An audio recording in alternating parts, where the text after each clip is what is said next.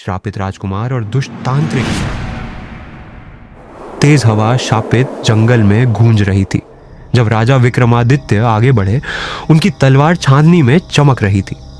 वह प्राचीन बरगद के पेड़ के नीचे रुके और दृढ़ स्वर में बोले। उनके शब्दों में अधीरता झलक रही थी। बस बहुत हुआ बेताल, अब मेरे साथ चलो, नहीं तो मैं तुम्हें इस पेड़ से काटकर गिरा दूंगा। रात की नीरवता में एक ठंडी हंसी गूंजी। बेताल की चमकती हुई आंखें अचानक खुली। वह डाल से झूला और शरारती मुस्कान के साथ बोला, तुम कभी हार नहीं मानते, है ना राजन? बेताल ने व्यंग्य किया।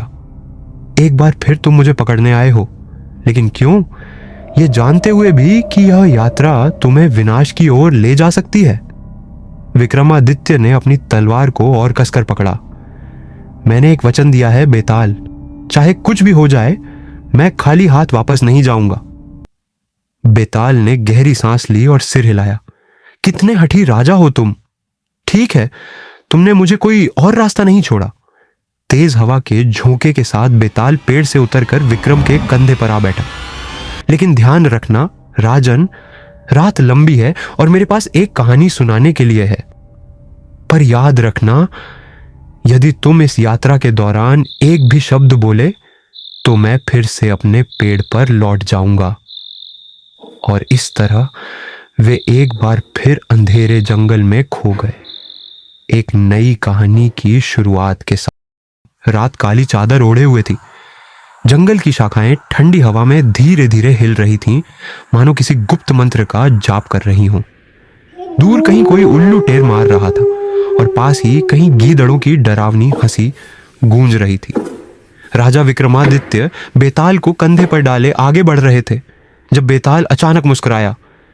राजा विक्रम, क्या तुमने कभी सुना है एक ऐसे राजकुमार की कहानी जो मरा नहीं था, बल्कि मृत्यु से भी बदतर श्राप से बंधा था? विक्रम की पकड़ कस गई, लेकिन उन्होंने कुछ नहीं कहा। बेताल ठंडी आवाज में कहानी सुनाने लगा। सैकड़ों साल पहले चंद्रगहना राज्य में एक महान राजकुमार था, आर्यमित्र। वह निडर, न्यायप्रिय और दयालु था। लेकिन उसके राज्य में एक तांत्रिक था, वरुणासुर। वह कोई साधारण तांत्रिक नहीं था। वह अंधकार के देवताओं की पूजा करता था और अपनी शक्ति बढ़ाने के लिए नर बलि दिया करता था। जब राजकुमार को यह झात हुआ तो उसने तांत्रिक को बंदी बना लिया और उसे महल के अंधेरे काल कोठरी में डाल दिया। लेकिन वरुणासुर ने मरने से पहले एक श्राप दे दिया। राजकुमार आर्यमित्र, मैं तुझे मृत्यु नहीं दूंगा, मैं तुझे उससे भी बदतर भाग्य दूंगा। जिस दिन तेरा विवाह होगा, उसी रात तेरी आत्मा इस संसार से बंध जाएगी। तू जीवित रहेगा, पर कोई तुझे पहचान नहीं पाएगा। तेरा चेहरा उन सभी को विकृत दिखेगा जो तुझे प्यार करते हैं। राजकुमार ने इस श्राप को एक पागल तांत्रिक की बड़बड़ाहट समझा और उसे मृत्युदंड दे दिया। लेकिन तांत्रिक की भविष्यवाणी सत्य निकली। राजकुमार की शादी एक सुंदर राजकुमारी वासंती से हुई। पूरी नगरी जश्न में डूबी हुई थी। लेकिन जैसे ही रात हुई और राजकुमार वासंती के पास गया, उसने भय से चीख मार दी। तू कौन है राक्षस? उसने कांपते हुए कहा। आर्यमित्र चौंक उठा। उसने शीशे में अपना चेहरा देखा और भय से पीछे हट गया। उसका चेहरा विकृत और भयावह हो चुका था। उसकी चमड़ी फटी गली थी, आंखें काली गहराइयों में बदल गई थीं और उसका मुंह ऐसा लग रहा था जैसे किसी भयानक दैत्य का हो। वह भागकर अपने माता पिता के पास पहुंचा, लेकिन वे भी उसे पहचान नहीं पाए। महल के रक्षक उसे राक्षस समझकर मारने दौड़े। श्राप ने अपना असर दिखा दिया था। राजकुमार महल से भाग गया और जंगलों में भटकने लगा। जब वह अकेला होता तो उसका असली रूप लौट आता, लेकिन जब भी कोई उसे देखता तो केवल एक विकृत राक्षस दिखता। तब उसे एक और रहस्य पता चला।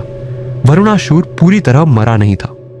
उसकी आत्मा अभी भी जंगल के एक पुराने मंदिर में बसती थी और जब तक उसे शांति नहीं मिलती तब तक श्राप बना रहेगा। आर्यमित्र ने वरुणासुर की आत्मा को खोजा और उससे प्रार्थना की कि वह श्राप हटा ले। लेकिन तांत्रिक की आत्मा हंस पड़ी। यह श्राप केवल एक ही अवस्था में टूटेगा, जब कोई तुझसे प्रेम करेगा बिना तेरे चेहरे को देखे। यह असंभव था। लोग उसकी चीखों से भी डर कर भाग जाते थे। कई वर्षों बाद एक रात एक अंधी लड़की जंगल में रास्ता भटक गई। उसकी आवाज सुनकर आर्यमित्र उसके पास पहुंचा और धीरे धीरे उसे अपनी कहानी सुनाई। लड़की ने कहा, मैं तुम्हारे साथ रहूंगी क्योंकि मैंने तुम्हारा दिल सुना है, तुम्हारा चेहरा नहीं देखा। जैसे ही उसने यह कहा, एक तेज रोशनी फैली और श्राप टूट गया। लेकिन वरुणासुर की आत्मा अब शांत नहीं थी। वो प्रकट हुई और आग की लपटों के बीच हंस पड़ी। श्राप तो टूट गया, लेकिन राजकुमार तू अब भी नहीं बचेगा। तांत्रिक की आत्मा ने अंतिम वार किया। श्राप से मुक्त होते ही आर्यमित्र का शरीर राख में बदलने लगा। उसकी आत्मा मुक्त हो गई, लेकिन शरीर इस दुनिया से विदा हो गया। अंधी लड़की रोती रही, पर अब कुछ नहीं हो सकता था। बेताल की आवाज विक्रम के कानों में गूंज रही थी। तो बताओ राजन, राजकुमार आर्यमित्र को श्राप से बचाने का और कोई उपाय था? विक्रम ने गहरी सांस ली और उत्तर दिया, हां, अगर राजकुमार ने अपने राज्य में सच्चे प्रेम की परीक्षा ली होती तो शायद उसे कोई ऐसा व्यक्ति मिल जाता जो बिना चेहरा देखे भी उसे प्रेम करता।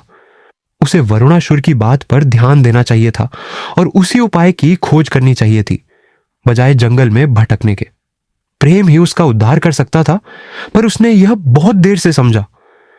जैसे ही विक्रम ने यह कहा, बेताल ठाका मारकर हंस पड़ा। आहा, मैंने कहा था ना राजन, तुमसे चुप नहीं रहा जाएगा। और इतना कहते ही बेताल हवा में विलीन हो गया और उड़कर वापस अपने पुराने पेड़ पर जा बैठा। विक्रम ने गहरी सांस ली और वापस उस पेड़ की ओर बढ़ने लगे जहां बेताल फिर से झूल रहा था। रात अभी लंबी थी और यह खेल अभी खत्म नहीं हुआ था।